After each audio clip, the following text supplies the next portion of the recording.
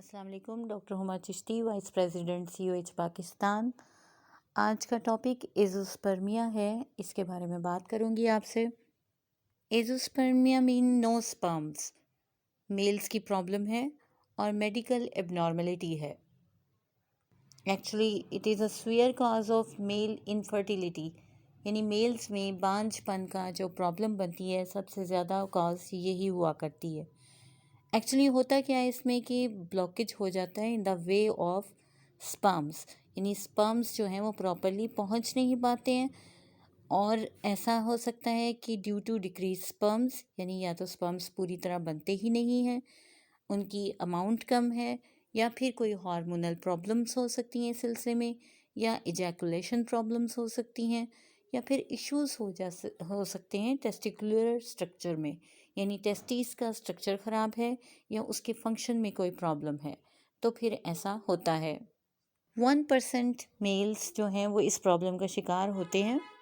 अगर हम normal sperm count की बात करें तो 15 मिलियन होता है या इससे ज़्यादा भी होता है। और याद रखिए इसकी 2 टाइप्स होती हैं मोस्टली। एक तो ऑब्स्ट्रक्टिव एज़ोस्पर्मिया होती है और एक होती है नॉन ऑब्स्ट्रक्टिव एज़ोस्पर्मिया। ऑब्स्ट्रक्टिव के हवाले से नाम सुनते ही समझ में आ जाता है कि कोई ना कोई ऑब्स्ट्रक्शन है, कोई ना कोई ब्लॉकेज है, कोई ना कोई रुकावट है जिसकी वजह से ऐसा होता है।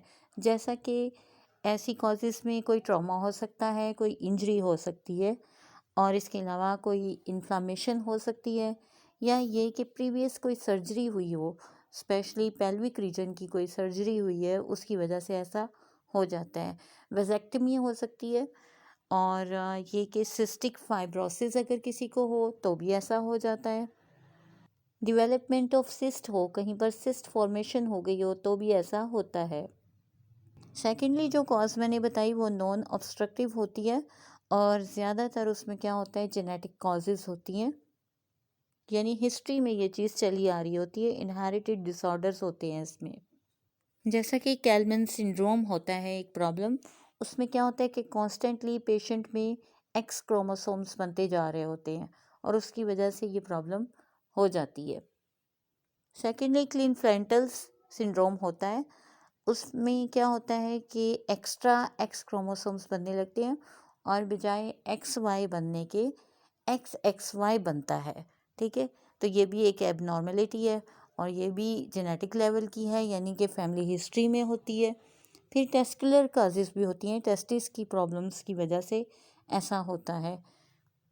और समटाइम ऐसा भी होता है कि वाई क्रोमोसोम्स की डिलीशन हो रही होती है, वो बन नहीं रहे होते हैं, तो उसकी वजह से भी ऐसा होता है। हार्मोन की इम्बैलेंसमेंट की वजह भी हो सकती है, इजैकुलेशन प्रॉब्लम्स हो सकती हैं। थोड़ी सी क्लासिफिकेशन अगर इसकी की जाए तो वो मैं आपको बताती चलूँ कि प्री टेस्कुलर एज़ोस्पर्मिया होता है, इसके अलावा टेस्टिकुलर होता है, और फिर पोस्ट टेस्टिकुलर होता है, और फोर्थली जो होता है वो इडियोपैथिक टेस्टिकुलर होता है। और ये तमाम जो हैं क्लासिफिकेशंस हैं जिसकी मैंने आपको बताई। सवाल ये पैदा होता है कि ऐसी सिचुएशन को प्रिवेंट कैसे किया जाए, अवॉइड कैसे किया जाए। तो उसमें याद रखिए कि avoid activities that injure reproductive organs, यानी जितने भी रिप्रोडक्टिव ऑर्गन्स होते हैं उनको इंजर होने से बचाएं, इस किस्म की कोई एक्टिविटी नहीं होनी चाहिए। और फिर ये कि एक्सपोयर, रेडिएशन की तरफ जो एक्सपोयर है उससे बचना चाहिए। टेम्परेचर, हॉट टेम्परेचर जो है वो उसको भी अवॉइड करना चाहिए। और मेडिकेशन इस किस्म की डेफिनेटली मेंशन होता है, बहुत सारी एलोपैथिक मेडिसिन्स होती हैं जिनके साइड इफ़ेक्ट्स होते हैं और वो कॉज बन जाती हैं इस चीज़ के। तो इस चीज़ को याद रखिए कि जब आप कोई मेडिसिन यूज़ कर रहे हैं तो आप उसको मालूम हो कि उसका कोई असर तो नहीं ऐसा हो रहा कि जिसकी वजह से स्पर्म्स के ऊपर असर हो रहा हो। ये चीज़ देखने वाली है। फिर हम अपनी मेडिसिन्स के हवाले से अगर बात की जाए तो सबसे पहले तो हम ऐसे जो पेशेंट्स होते हैं उनको जब ट्रीट करते हैं तो उसमें मियाज़मेटिक के लिए हम उनको मेडिसिन देते हैं पहले। फिर उसके बाद जो है बहुत सारी मेडिसिन है जिनमें एग्नेस कास्टस है, सेलेनियम है, लाइको है, जिंकमेट है, मेडोराइनम बहुत अच्छी मेडिसिन है, पल्सा है, डेमियाना है, नेट्रोम्योर है, और चंद एक मेडिसिन ऐसी हैं जिनको हम अकॉर्डिंग टू कॉन्स्टिट्यूशन यूज़ करवा सकते हैं और बहुत ज़्यादा इसके इफ़ेक्ट्स अच्छे देखने को मिलते हैं। तो जी आज के लिए इतना ही, किसी नेक्स्ट टॉपिक तक के लिए अल्लाह हाफ़िज़।